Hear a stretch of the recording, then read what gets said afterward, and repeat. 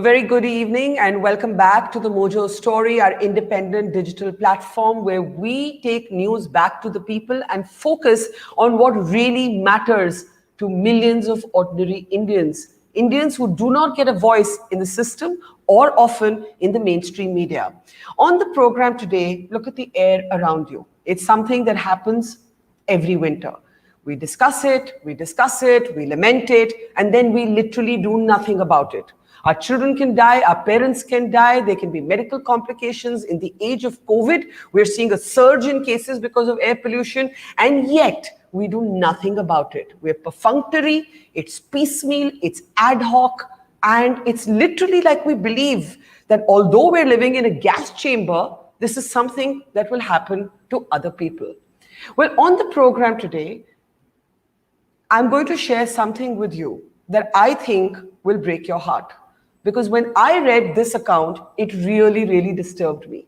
This is the story of a daughter who lost her father to air pollution-linked medical complications.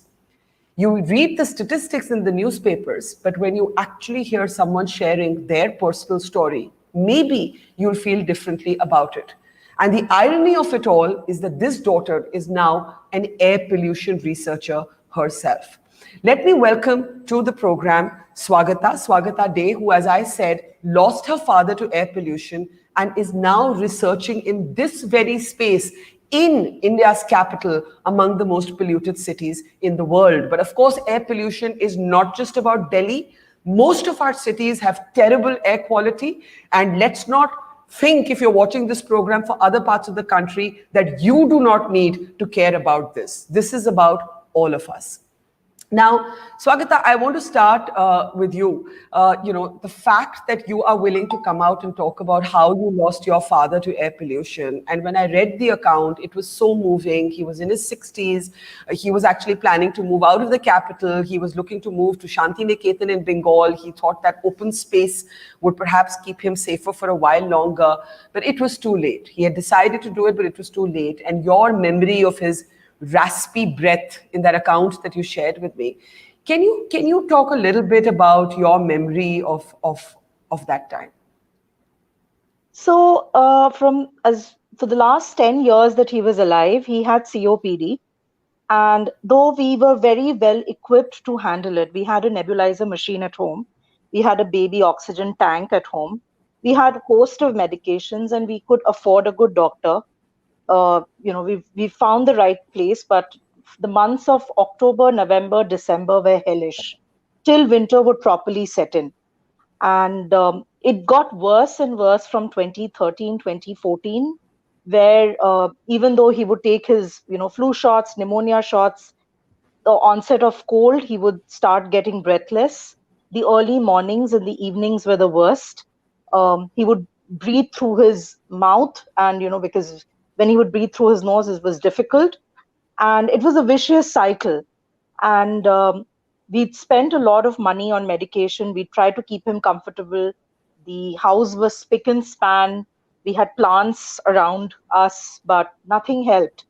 And I remember distinctly that every year, when I was abroad, my mother used to take him to the doctor. To get an appointment, the wait times would be longer because they would say that all our patients complain. And apart from the financial toll it took on all of us, I would say, the effort that my mother had to put in, and when I was around, I had to put in to make him comfortable was a lot. And it does take a toll on any family, financially, emotionally, and you don't realize it's the very air. If the water is unclean, you go drink Bisleri, you boil the water. Air, what do? You're sitting in the house and you're uncomfortable. So yeah, it was painful. He finally, the last few months, we were told that his lungs were functioning at 65-70%. So automatically, any pollution would, add to his discomfort. And finally, it was a heart attack that he succumbed to because the heart was doing the job of the lungs. And one fine day, the heart decided to give up. And, I was reading that you were on the West Coast, you were in the United States of America when you got news of your father's death. By the time you came back to India, he had already died. He was in the morgue. Yes. As a daughter at that time, and, now you're back, you're living in Delhi, amongst the most polluted cities in the world.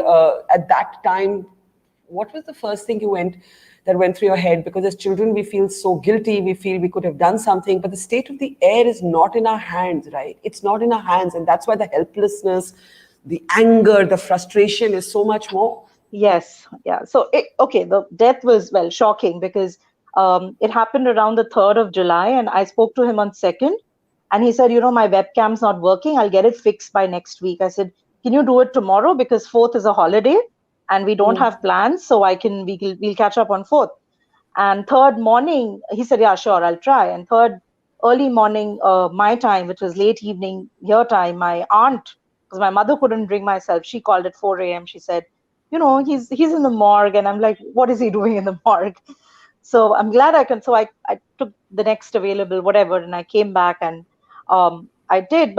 And after a year after that, I had to move back because my mother couldn't cope up being alone. Um, the first thought that I had, I came back in September and I joined my workplace in October. I got this job and I joined. And I remember the first time I'd stepped out in the morning, I took an auto to get to work, and I was like, oh my God, this is bad. And the very doctor who prescribed my father these medications, he said, you need to take a shot that your father used to take because your lungs are, you've lived in a very clean city for some time. Yeah. So welcome back home. So I am still helpless. That is the whole fun part. It happens every year. Yeah. Last year, But, I saw people but you wearing know, masks and burning crackers. It was so funny. Almost. that's what I want you to talk about, because one of the things you've said is that the apathy is appalling, right? But here's the irony of your life. Your father dies from an air pollution linked complication, and you end up becoming an air pollution researcher. How does Yeah. this happen to you? And does this happen to you because your father died in this way? Or No, no, was no. there some other reason? Is this a No. pure irony of life? Like, how did, Yeah, I it mean, is an irony now. I was Yeah. staggered to read this, Yes. Yeah. it's, I yeah, have a master's in environment science and chemistry. So I was working towards a PhD in that direction. So yeah, the science part is clear, but now the work that I do is a lot to do with air pollution, science, and policy. So as a science person, the whole thing is we don't know enough. No, we know a lot. We know more than anybody needs to know. There is yeah, enough evidence that it's a health hazard. There is enough evidence that it spikes up COVID as well. I've written extensively about it. And there yeah. is enough monitoring happening. I mean, 10 years back, we did not have these apps which told us what the AQI was. So there is enough information. What I think is the problem is it's not implemented well. It should be implemented better. Uh, Crackers ban has come this year, but it should have happened long time back. So all the measures that we're talking about, see, we are at a geographically disadvantage. We are in this area called Indo-Gangetic Plain, which Yeah. due to the Himalayas, the air gets trapped. Fine, so that is a disadvantage. But it's not that it's not possible, because if you see the sky in April, May, and June this year, you could get clean air. So it's not an impossible situation. It's just But that you, I think we have to prepare better. But the weird thing is that sky used to be called the COVID blue. I mean, this is how flippant we are, that we actually looked at this clean air. We're so unused to it that we used to call it the COVID blue. Like, I'd heard of Yes. cobalt blue, but now we're saying COVID blue because it took a pandemic for us to shut down our cities and breathe air in the way that we were meant to. What do you See, think explains the apathy, the disbelief of people? I think firstly, unlike let's get the nearest example, COVID. Unlike COVID, you if you get COVID, you get a cough, you get breathless. There is the fear. So it's quick, the whole thing is quick. In case of an air pollution linked disease or things like chronic asthma, chronic COPD, it happens over time. So even in the case of my father, the first 2 or 3 years, it was like you're taking a nebulizer twice a day, you're taking inhalers thrice a day, and a couple of pills, and you're fine.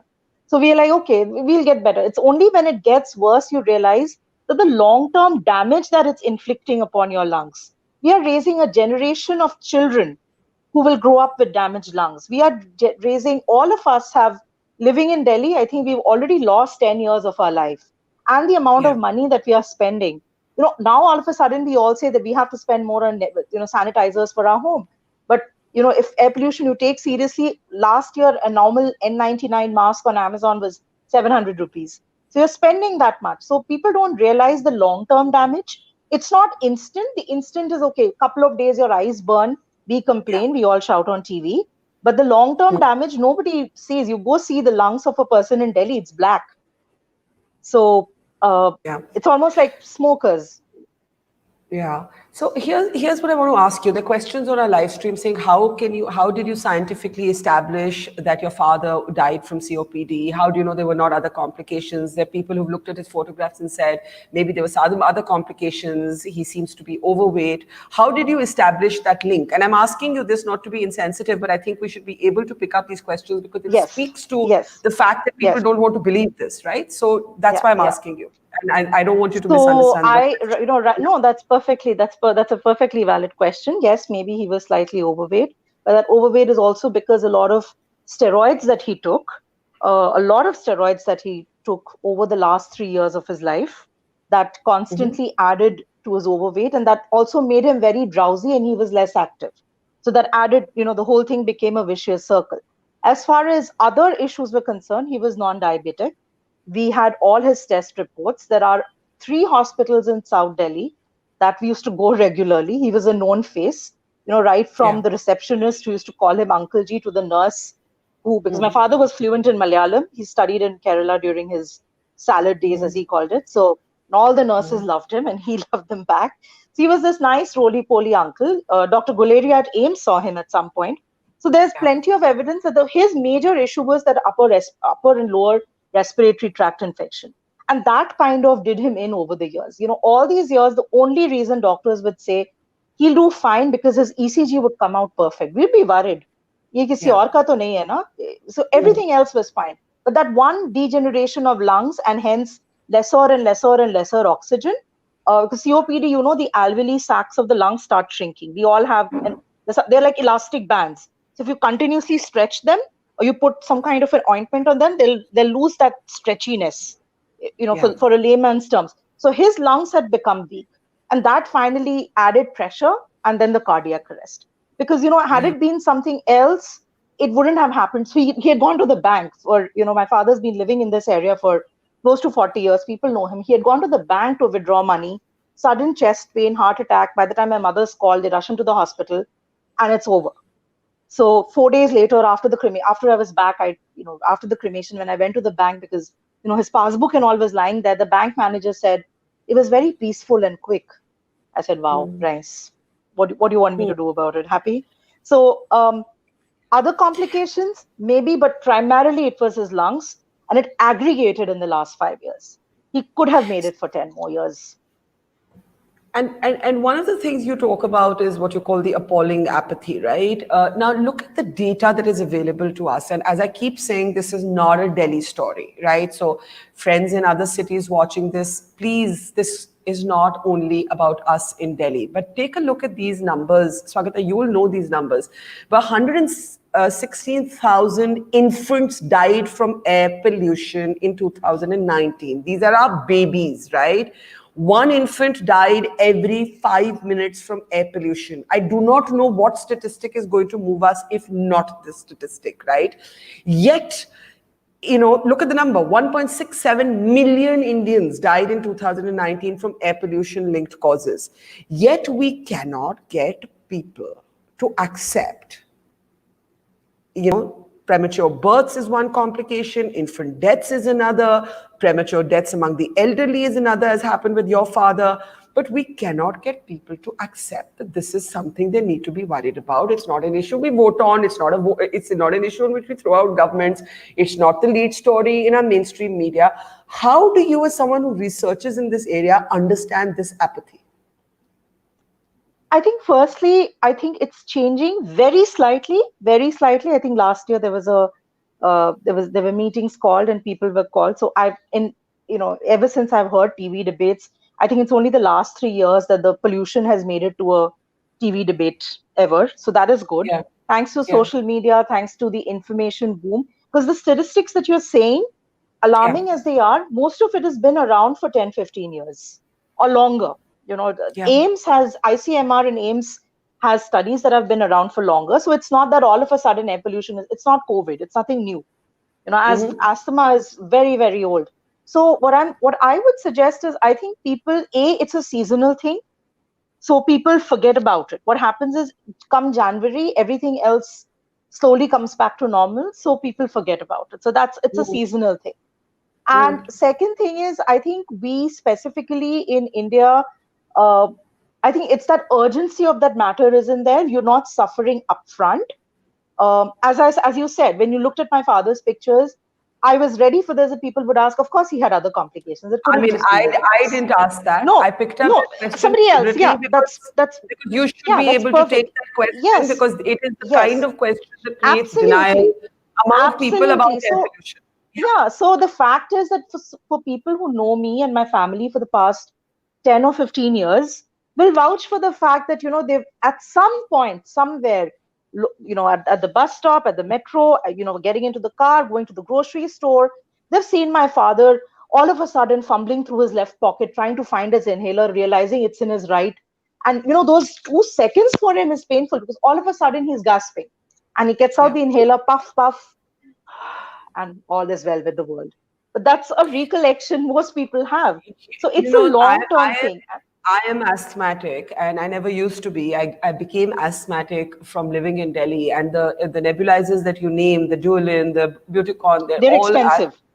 they're expensive. They're also all things I use. But my question to you is, you said maybe people are in denial because it's seasonal. But we are in a COVID age, right? And we have, you mentioned Dr. Guleria, the director of the All India Medical Institute, says that COVID has worsened. And in fact, if you look at the number, we do actually know the number. 13% of Delhi's COVID spike is because of air pollution. And And doctors it are was actually, expected. and it was expected. And as winter comes, doctors are warning of a clear link between the air and COVID. We know that the virus can survive longer in this polluted air. We are so paranoid about COVID. Why are we not paranoid then about the state of our air and the link between it, and that we are less empowered to survive COVID if this is the air? I do not understand why we are not angrier, why we are not panicked. I don't get it. Well, I am, and I know a lot of people are, but I don't think it is something that people want to go out and fight with, and I don't know why. We should be fighting for it. We should be holding people responsible for it, or we should all collectively. For example, last year, in my own neighborhood, people were bursting crackers. They were wearing a mask though. It was pre-COVID, so they're wearing these nice N95 masks, and they were still bursting crackers. And there is a clear link between COVID and air pollution. Now it's scientifically established. What happens is, COVID essentially, it's a virus that attacks your lungs, and a lot of it depends upon your own immunity. So a lot of asymptomatic patients survive it because their immunity is strong. What happens when during a high pollution season is your lungs are already aggravated. So the mild infection can, increase. So disease prognosis, as we call it, the way the disease progresses is far more quicker thanks to air pollution. And though there are no technical, for some academics like us who like scientific literature, there is no study. I think there are studies happening in India now, but there is a study in Italy, there's one in China, there's one in US, that every 10 microgram increase in pollutant level increases a 5% chance in the mortality rate of COVID. So it's well Wow. established. And And but yet, and yet, we and are. now we see in Delhi, and now it's almost this you see the live experiment happening in Delhi. 7,800 cases yesterday, yeah, close to 8,000, as opposed to 5,000 in You know what? August. So And yeah. yet we're still fighting over firecrackers, and I'll get to that. But I have Asha Pillai on screen sharing a personal story, saying my father had COPD as well. He was a chain smoker. He passed away at 73.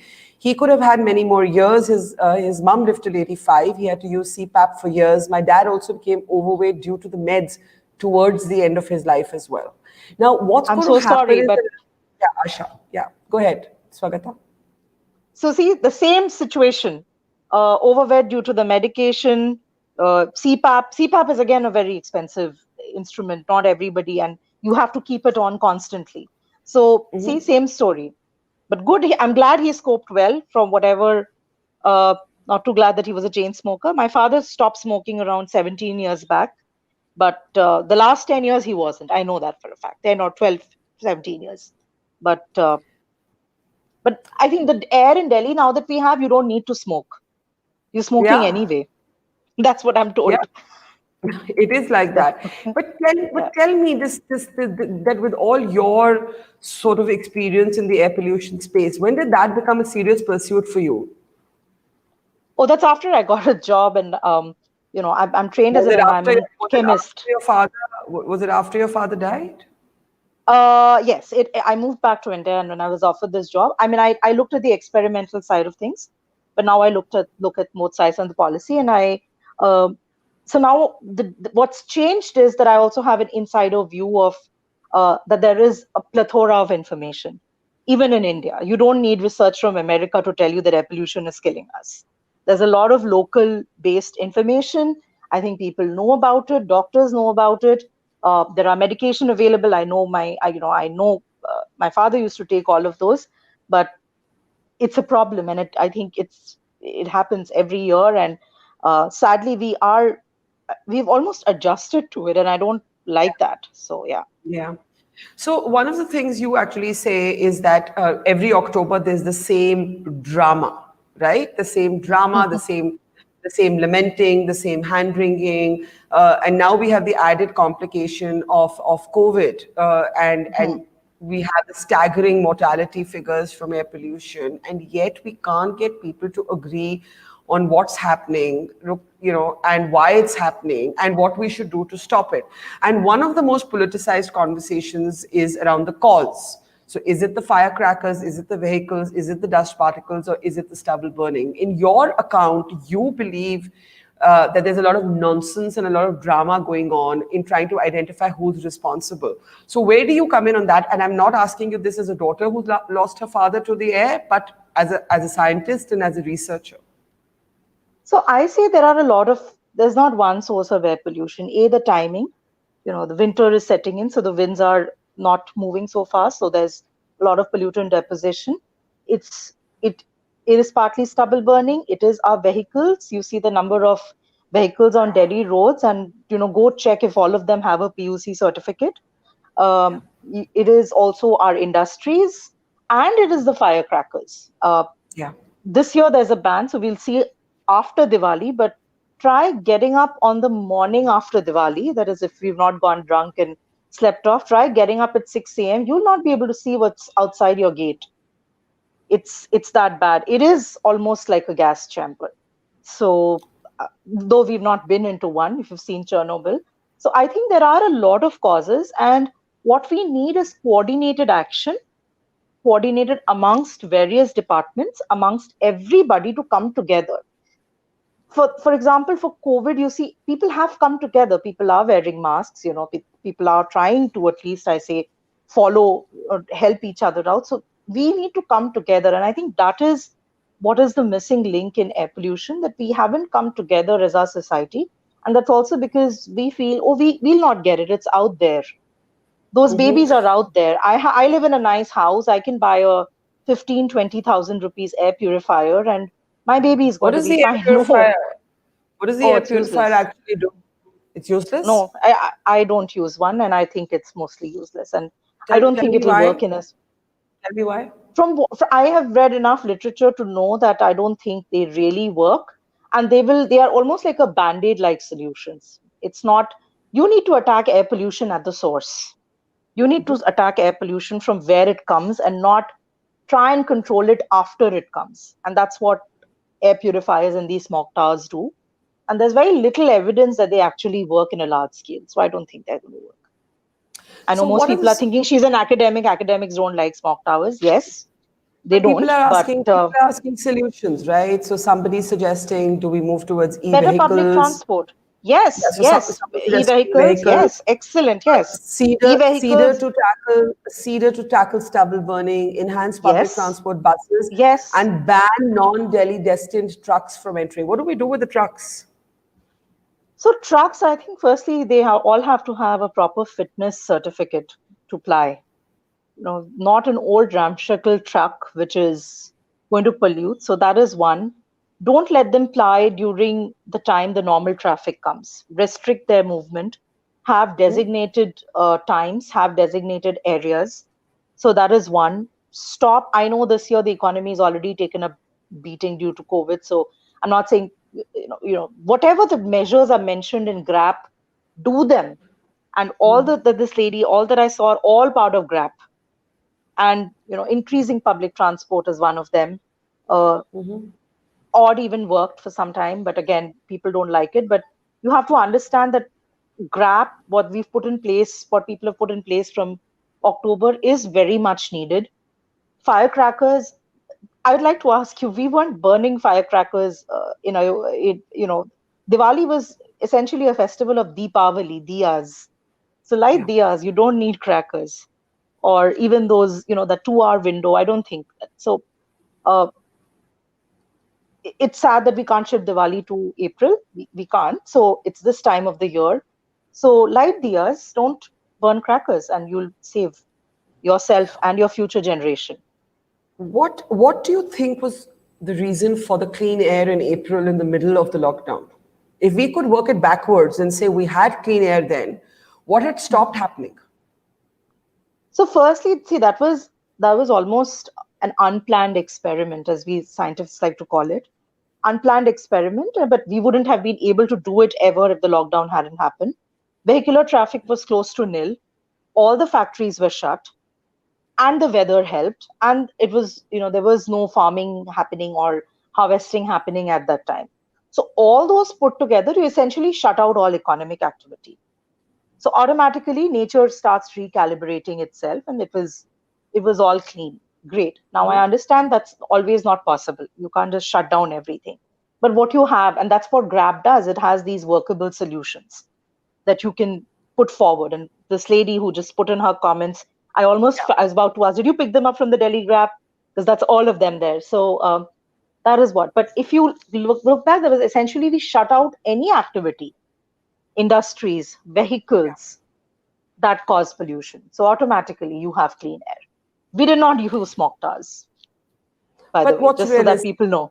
Yeah, with the economy needing to function, what is actually realistic? And do you see the farmers? See, there are two ways of looking at the stubble burning issues. There are those who believe the farmers are being scapegoated, and there are others who believe that because they're a political constituency, governments are not acting against them. So I'm not going to talk about politics. That's not something I'm very good at. No, I'm But I saying can from the tell you, reason, the linkages between stubble no. burning and air.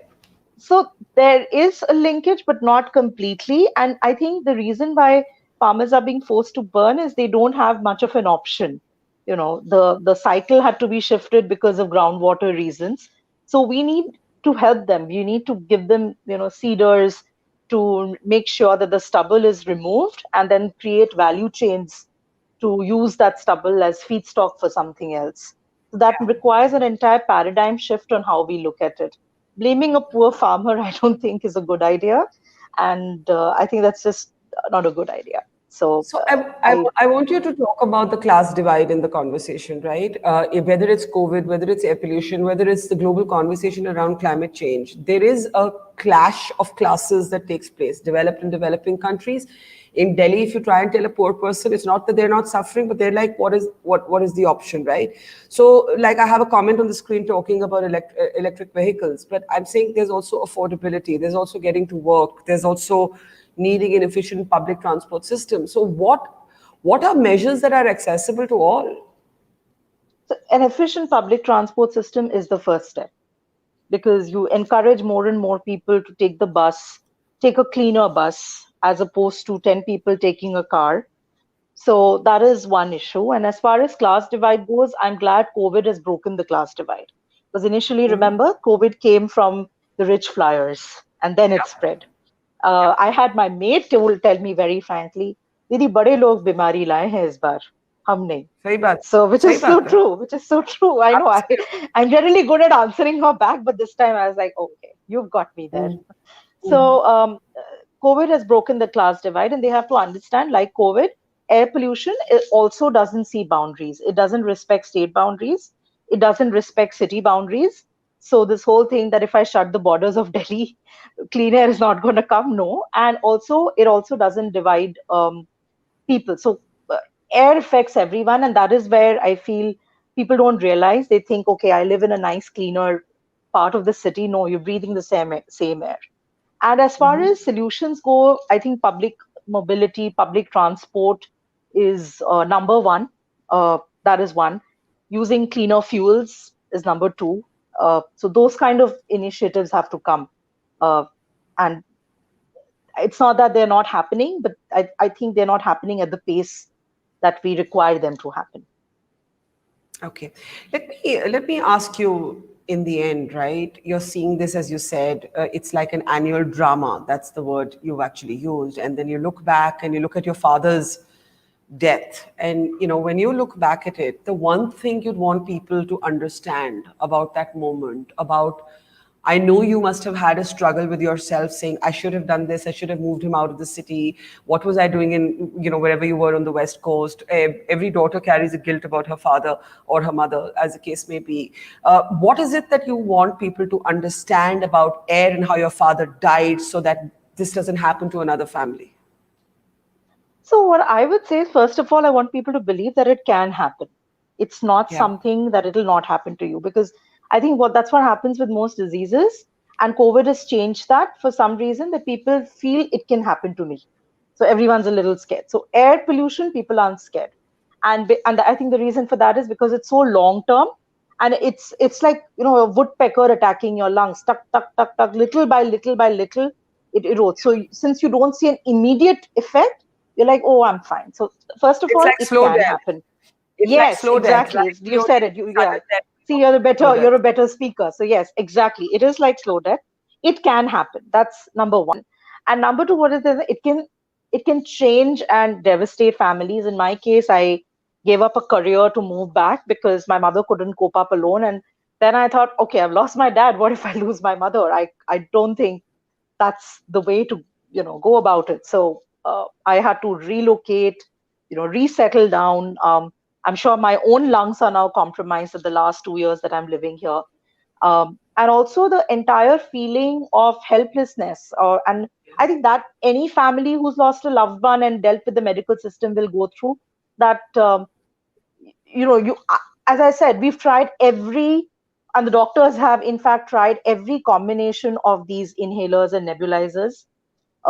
When I was in college earlier, when first time COPD, every time we used to take him to the local nursing home for a nebulizer, and then the doctor said, it costs about 7,000-8,000 rupees, get a machine at home. So then we had one at home. So there are consequences. We don't realize that there are financial consequences, there are emotional consequences, and it is in our hands to kind of get up and say, no, I want clean air. So, if I'm driving a vehicle, make sure it's PUC compliant. That's my vehicle. That's in my hands. If can I take the public transport today rather than me driving alone? Can I carpool with a friend? And can I not just me not bursting crackers? If there's a neighborhood people are bursting, go tell them, dude, you don't need to do this. I think you should stop. And that is where people can come up. But first thing is accept that it is a problem. I think we've not accepted yet it is a problem. Yeah. We deep down we feel, oh, it's fine, It happens to it'll other go people. away. It It happens happens to to other other. people, and it'll go away in December. Abhi thode der chalega, fir theek ho jayega. It's like an annual thing, and that's what it's happened right now, I think. Yeah. So, Swagata, I just want to thank you for sharing your story. It's a story of loss, but it's also a story of resilience. You're still here in Delhi, you're researching air pollution. It's not easy for Yeah, a daughter to come talk about her father's death and all the yeah. accompanying emotions that must have reopened for you. I hope people are able to listen to your story and learn something. It is exasperating to get people to care about this because they just, I don't know what this mass denial is, but there is mass denial and therefore there is political apathy. And as you know, this is the kind of issue we should be on the streets about as far as I'm concerned. So thank you. God bless your father, and thank you for sharing the story. And stay Thank you, strong. Barkha. Thank you. Yeah, And our thank best to your you. mother. I hope she hangs in Yes, there and thank you. stays. Thank you very Yes, thank much. you so Thank you. much. Thank you.